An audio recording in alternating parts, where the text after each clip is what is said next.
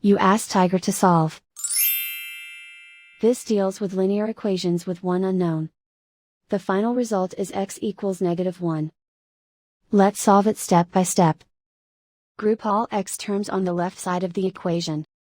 Subtract 7x from both sides. Group like terms.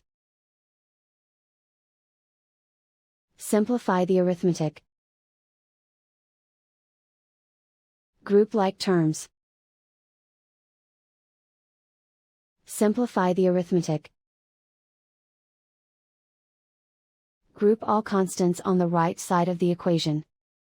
Add 3 to both sides. Simplify the arithmetic.